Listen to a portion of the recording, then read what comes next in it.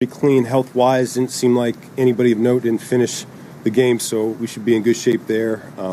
Obviously, when it comes down to the wire like that and you're on the losing side of it, it's disappointing, but a lot of credit to our guys in the second half there, making it a game down 14-3 at halftime, and yet it coming down to the last 30 seconds and potential to tie that game up, or whether it's overtime or go for the 2-point, So really close at the end, but give a lot of credit to Green Bay. They made a couple more plays than us.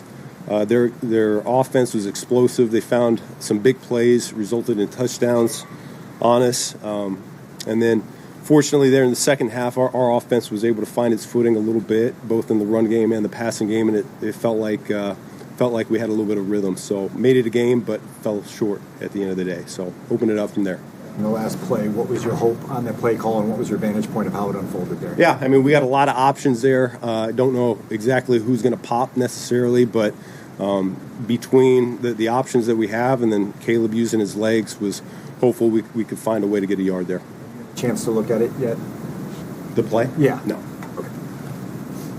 How do you attribute the difference in the offense between the first half and the second half, and how you guys did come to life? Yeah, well, I mean, it's a really good defense. I think at home this year they're averaging 13.5 points per game and 240 yards per game. So we knew it was going to be a big challenge. You go on silent cadence against a really good pass rush group like that. They get off the ball and they pressure your quarterback, and we certainly felt that there in the first half and in the second half too. I thought Caleb was doing everything he could. He put his Superman cape on a few times to not go down, extend the play, and he found a couple big scrambles for us over the course of that game, which, earlier in the season you would have said that we really had a hard time finding. But, I think it was Duvernay down there on their sideline. That was a huge play. And then the Cole Kmet catch down on our sideline was a huge play as well. So, I think we got a prideful group. We weren't happy, we weren't pleased with our first half performance on offense, and sometimes just coming in and catching your breath for a second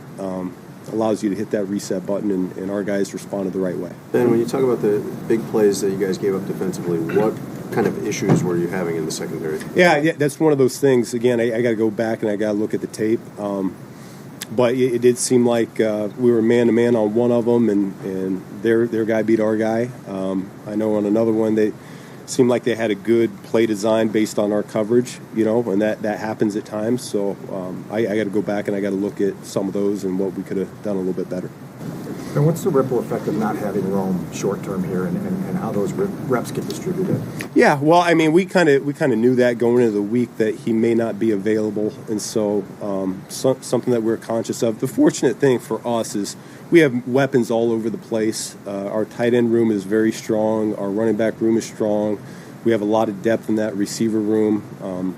I know Luther certainly had a little bit more on his plate here this week, and I thought he handled it pretty well from my perspective without seeing the tape yet.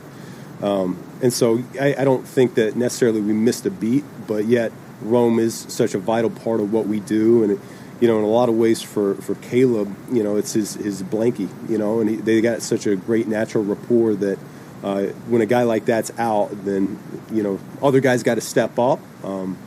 But yet he is a big part of what we're doing. Do you have any kind of gut feeling coming out about how even it is between these two teams?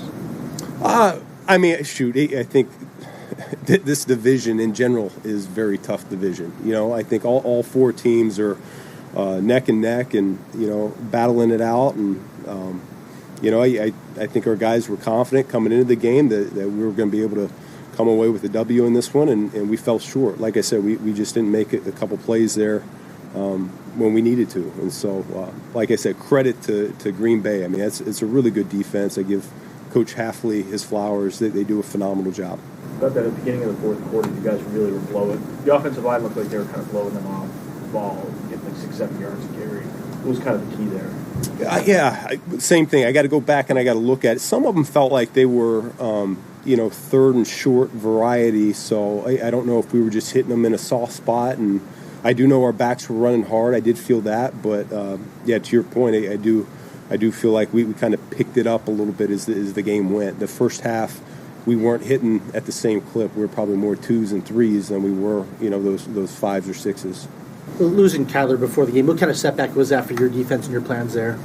Well, I mean, we adjust on the fly. That's no problem. That's what we always do. And so we had a plan. DA does a great job with that. Next guys were popping up, and they answer the call, and we don't miss a beat that way. But Kyler's a really good player, and we're better when he's out on the field. So you do miss that, and when it happens in pregame like that, it also takes you down a man going into the game too. So if you know that going into the game, at least you can have someone else up on the active roster for you there to fill in and be another body, whether it's on offense or defense. So it's one of those things. It's a shame that it happens like it did, and we'll see the extent of it. Ben, what was your first experience in this rivalry like, with the environment, the intensity, and what's in your mind about circling back and seeing them again in 2 weeks?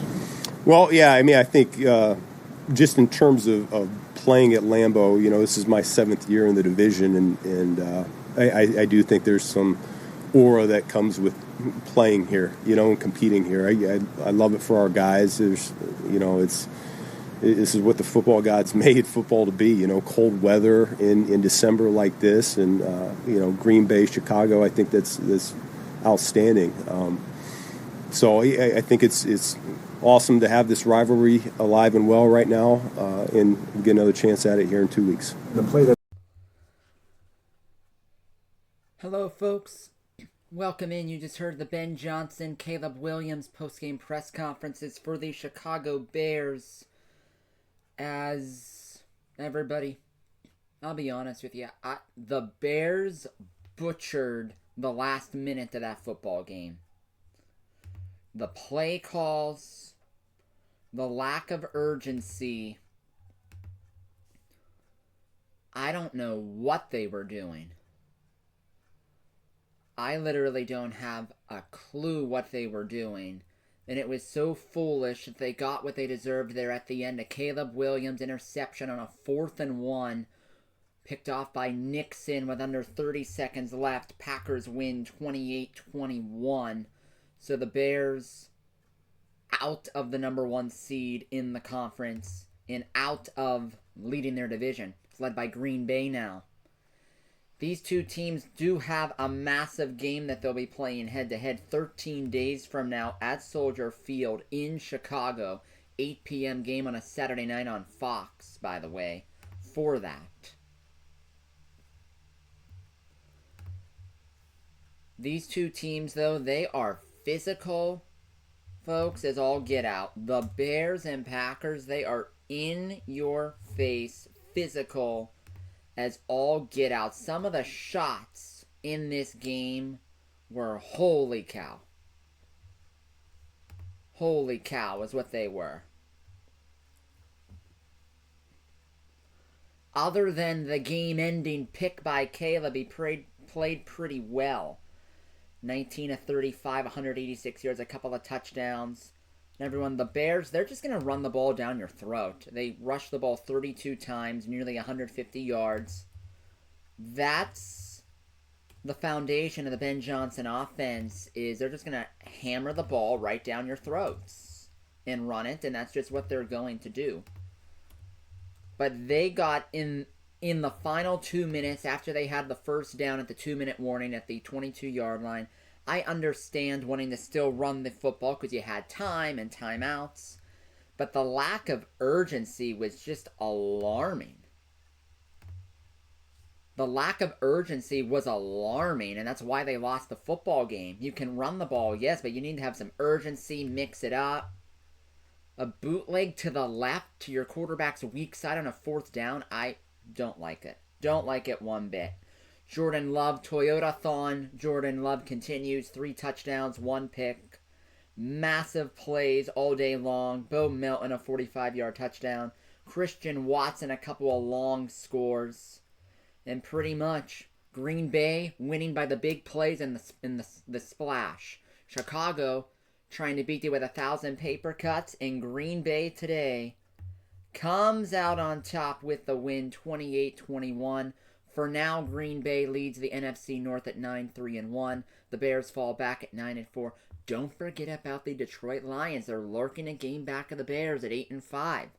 So the Lions are not dead yet.